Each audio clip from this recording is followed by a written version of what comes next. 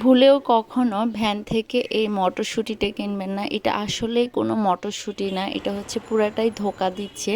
আমার শাশুড়ি এই জিনিসটা আমাকে আগেও একবার বলেছিল। সো আজকে আমি পরীক্ষা করার জন্য 1/2 কেজি নিয়ে যাই এবং হচ্ছে এনে পানিতে ভিজিয়ে রাখি।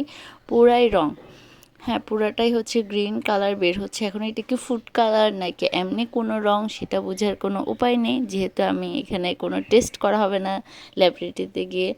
সো এটা হচ্ছে আমরা অনেক সময় বাচ্চাদের জন্য কিনে ফেলি। এটা হচ্ছে পুরাতন যে মটরশুঁটিগুলো আছে, চটপটির যে ডালটা আমরা ইউজ করি, সেটা পুরাতন হয়ে যাওয়ার পরে তারা সেখানের মধ্যে রংটা দিয়ে এরপর হচ্ছে যে বিক্রি করতেছে মটরশুঁটি বলে।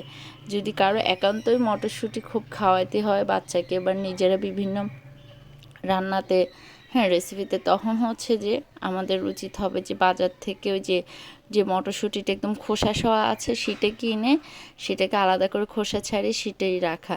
এটা কখনোই করতে যাবেন না, কারণ এর আগে একবার সেম হয়েছে। সো আজকে আমি নিলাম যে আসলে কি আমি প্রত্যেকবার, এটা হচ্ছে আবার দ্বিতীয়বার পানি, একবার পানি দিয়ে ধোয়া হয়ে গেছে, আবার দ্বিতীয়বার পানিতে সেম ভিতরে কালারটা একদম বোঝা যাচ্ছে। উপরে খোসা চাললে সেই শক্ত মটরশুঁটিটা আর হচ্ছে যে সেই শক্ত যে ডাবলি যে বুট বলে বা হচ্ছে যে কি জানি বলে সেই বুটটার মতো একদম সেম ওই আমরা যে মটরশুঁটি বলি সেই মটরশুঁটি না, যেটা আমরা বাচ্চাদেরকে আসলে খাওয়াতে চাই।